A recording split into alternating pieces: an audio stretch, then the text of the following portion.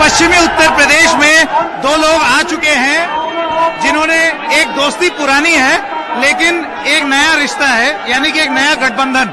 अखिलेश यादव और जयंत चौधरी, आप दोनों का एनडीटीवी में बहुत बहुत स्वागत। मेरा सबसे पहला सवाल आपसे है, इस बार उम्मीद क्यों जग रही है आपकी?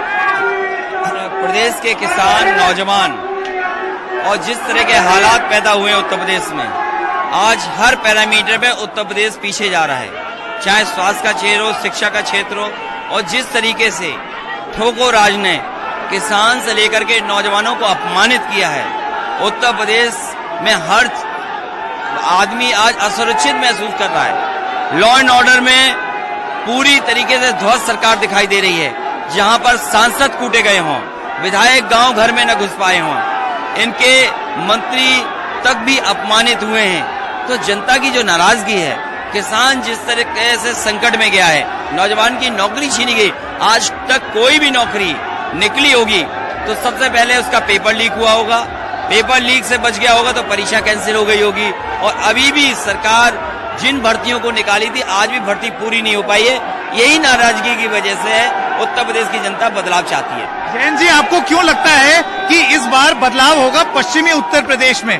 क्योंकि एक गठबंधन इससे पहले भी आप कर चुके हैं, ये अभी फिर कर रहे हैं, और किसान पर जो वो था कानून वो भी वापस हो गया है। तब आपको क्यों उम्मीद है कि राजनीतिक रूप से यहाँ पर लाभ पहुंच सकता है इस गठबंधन से? किसानों के साथ जो व्यवहार सरकार ने किया है लगातार एक साल से, लखीमपुर में जिस तरह किसानों को कुचला गया, उसके दोषी लोग अभी भी सरकार में शामिल हैं और कानून वापस ले लिए हों, लेकिन आंदोलनकारी ये जानते हैं कि ये उनकी जीत है, ये लड़ाई उन्होंने लड़ी। वही लोग जब ये कानून आए थे वो कहते थे कानून किसानों के हित के हैं, अब मोदी जी ने वापस ले लिए तो कहते हैं इससे किसानों को फायदा होगा, बहुत अच्छा निर्णय। चित भी मेरी पट भी मेरी, ऐसा संभव नहीं है। अच्छा, मुझे ये बताइए आप दोनों कि सीट शेयरिंग के बारे में तो अभी तो कोई बात हुई नहीं है, ये नहीं पता है कि आप कितनी सीटों पे लड़ेंगे, आप कितने क्या पता हमारा आपस में तय हो। अच्छा, तय है 403 पे लड़ेंगे, 403 देखिए, ये कोई बड़ा इश्यू नहीं है, हम दोनों की बातचीत हो चुकी है, दोनों दलों में बहुत सी सहमति है कि जिसमें सीटों के बंटवारे को लेकर के कोई ऐसी बात बड़ी नहीं है। आपको लगता है 14, 17 और 19 में, खास तौर से 17 और 19 में आपने बड़े दलों से गठबंधन किया था, तो इस बार जो आप हर जगह जा करके समीकरण देते हुए छोटे दलों से गठबंधन कर रहे हैं, ये कारगर सिद्ध हो सकता है? देखिए, पहले जो गठबंधन हुए उसमें इस तरह के बदलाव का उत्साह नहीं था और किसान इतना नाराज सरकार से नहीं था, किसान को उम्मीद बाकी थी।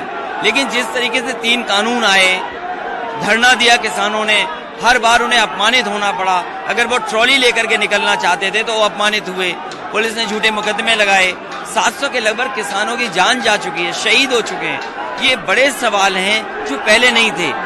नौजवानों को भी उम्मीद थी कि शायद डबल इंजन की सरकार उनके भविष्य के बारे में सोचेगी, लेकिन इधर उत्तर प्रदेश का 4.5 साल के कार्यकाल में जहां रोजगार के अवसर बढ़ने थे, वहीं बेरोजगारी बड़े पैमाने पे बढ़ी है, और परीक्षाएं कभी लीक पेपर की वजह से कैंसिल हो गई या परीक्षाएं किसी वजह से कैंसिल कर दी गई, जो अभी भी नौजवान के भविष्य। लेकिन मैं पूछना ये चाहता हूँ आप दोनों से, अब जैसे कि आप देख रहे हैं नई बयानबाजी आ रही है बीजेपी से, वो कभी मथुरा के मंदिर की बात कर रहे हैं, कभी पलायन की बात कर रहे हैं, जिसका जिक्र आज आपने अपनी स्पीच में भी किया। इस पर आप दोनों क्या कहेंगे? पहले मैं आपसे शुरू करता हूं। ये कोई मुद्दा नहीं है, इन मुद्दों का जनता में कोई सरोकार नहीं है, जनता इनसे आज सवाल जवाब कर रहा है। मथुरा का जिक्र जो है वो आपको क्यों लगता है किया गया? मथुरा के लोग बहुत टॉलरेंट हैं, लिबरल हैं, कृष्ण जी ग्लोबल आइकॉन रहे, सब धर्म के लोग कृष्ण जी को मानते हैं, उनके भक्त हैं।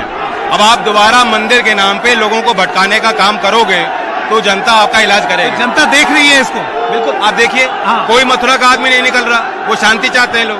आपका क्या कहना? एक पलायन वाले मुद्दे पर एक बात तो जनता समझ गई है, जो आपस में पैदा करे खाई वो समझ लो भाजपाई, और जैसे जैसे चुनाव करीब आ रहा है भाषा और खराब होगी और बड़े पैमाने पे इस तरह की भाषा का इस्तेमाल किया जाएगा। लेकिन जनता बहुत समझ गई है कि भारतीय जनता पार्टी नफरत पे राजनीति करती है, भारतीय जनता पार्टी दोनों को लड़ा करके गुस्सा पैदा करके राजनीति और वोट। आपको लगता है पलायन का जिक्र और मथुरा का जिक्र चुनाव में हित देखने के लिए है? देखिए, पलायन का मुद्दा अगर होता तो हमारे मुख्यमंत्री जी खुद उत्तराखंड से यहाँ पर आए हैं, भारत से न जाने कितने उद्योगपति भारत छोड़ करके कुछ कानूनी तरीके से चले गए, कुछ पैसा लेकर के चले गए। पलायन सवाल नहीं था। 4.5 साल तक सरकार क्या कर रही थी? पलायन की जो पहली सूची जारी की गई थी वो नकली थी, झूठी थी। इसलिए सवाल पलायन का नहीं है, सवाल यह है कि यहाँ से उद्योग कारखाने न पलायन कर जाएं। उद्योग कारखाने कैसे आए, नौजवानों का भविष्य कैसे नहीं, लेकिन योगी आदित्यनाथ, जिनको आप बार बार आज अपनी स्पीच में कह रहे थे कि बाबा जो है वो गोरखपुर में घंटी बजाएं, तो आपको लगता है इसका एक चुनावी फायदा बीजेपी उठा सकती है कि देखो बाबा की बेइज्जती कर रहे हैं, हिंदुओं की बेइज्जती कर रहे हैं? बाबा कोई हिंदू प्राइड के प्रतीक नहीं है, वे मुख्यमंत्री हैं, हम उनसे सवाल पूछ सकते हैं। उन्होंने कहा था 70 लाख नौजवानों को नौकरी दूंगा। आज पूरे देश में होर्डिंग लगा रहे, कह रहे 4.5 लाख नौकरी दी, तो खुद मान रहे हैं। तो इन मोर्चों पे जब सरकार फेल होती नजर आ रही है तो दूसरे मुद्दे उठाना चाहते हैं। आपके नारों पर भी उन्होंने बहुत कुछ बोला है। उन्होंने कहा था, एक नारा चलता था, जिस गाड़ी में सपा का झंडा समझो उसके अंदर बैठा गुंडा। पूरे देश ने वो जीप देखी जिस जीप में गृह राज्य मंत्री के बेटे बैठे थे, उनके सहयोगी साथी बैठे थे। सरकार ये बताए कि आखिरकार वो जीप में बैठने वाले गुंडे अपराधी थे कि नहीं थे, जिन्होंने किसानों को कुचल करके मार दिया। ये ध्यान हटाने के लिए कह रहे हैं। और भारतीय जनता पार्टी बताए सूची जारी क्यों नहीं कर रही है कि वो जो उत्तर प्रदेश में माफिया उनकी सूची जारी करे, और साथ ही साथ मुख्यमंत्री जी अपनी सूची जारी करें कि उन पे कितने मुकदमे थे जो उन्होंने मुकदमे वापस लिए। प्रधानमंत्री और भी जितने उनके मंत्री हैं वो बनारस जा रहे हैं, गोरखपुर जा रहे हैं, बहुत बड़े बड़े शो हो रहे हैं, इस पर आपका क्या कहना? देखिए, शो तो इस बात का होता कि किसानों के गन्ने का भुगतान हो जाता, जो उन्होंने अपने संकल्प पत्र में लिखा था कि किसानों की आय दोगुनी होगी। आज कमाई आधी हो गई है और महंगाई दुगनी, तो किसान कैसे खुशहाल होगा? और न केवल किसान के सामने संकट है, लगातार बैंकों का इंटरेस्ट कम हो रहा है, बैंकें डूब रही हैं, बैंकें बिक रही हैं। इनके ऊपर आरोप ये था कि ये जुमले वाली पार्टी है, लेकिन इधर लग रहा है कि बेच रहे हैं, बेचू सरकार है जो सरकारी संपत्ति बेच दे, लोगों को ये कहे कि हवाई चप्पल वाला हवाई जहाज में बैठेगा, वो एयरपोर्ट बेच रहे हो, बंदरगाह बेच रहे हो, बीएसएनएल बिक गया हो, आपकी सरकारी संपत्ति बिक रही हो, तो क्या उम्मीद करोगे उनसे? मैं आपसे ये सवाल पूछना चाहता हूँ, आपको लगता है जनता को मना पाएंगे इस गठबंधन के माध्यम से? क्योंकि आपने नारा देखा होगा, वो जब भी शो करते हैं 12 मंत्री 18 मंत्री, बहुत बड़ा सा एक शो होता है।